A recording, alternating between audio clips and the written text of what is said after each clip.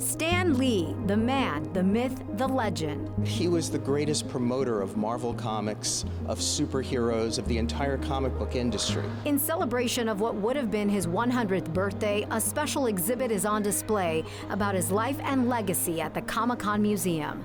Someone who knew him well was Michael Uslan, another iconic figure in the comic and film industry. When I was in college, I began teaching the world's first ever college-accredited course on comic books. And the first call I got, Stan Lee.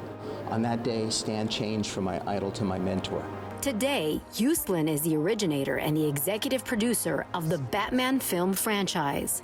He walks me through the exhibit he helped curate about his good friend and shares some personal stories and memories. We developed a friendship, and then he brought me in and we had a chance on several occasions to work together creatively. I even brought him over to DC Comics in the year 2000 to recreate DC superheroes like Superman, Batman, and Wonder Woman. Uslan remembers going to the very first comic book convention with Stan and each one thereafter until his passing in 2018. At every Comic-Con you ever saw, he would be rallying thousands of fans with his cry, "Excelsior!" Before Stan Lee, the first comic books were all fantasy. These were spooky stories, science fiction, mystery. Then Stan and his team came along. From fantasies to superheroes, in 1961, the Fantastic Four comic book was created.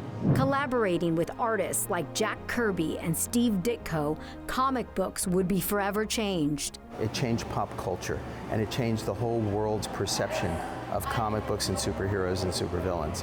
Stan and Jack and Steve, they introduced concepts, they introduced themes. What happens when science goes mad? What happens when the military industrial complex moves to weaponize great discoveries of science? These were important themes in print, and then finally the day came when you had CGI, computer-generated images. It was a matter of the technology meeting the source material at the right time. One thing that has never changed since Stan's influence. These are stories of hope. These are stories of redemption, told in 4-color in as exciting a way as possible that just sparks the imagination. And there's nothing like it.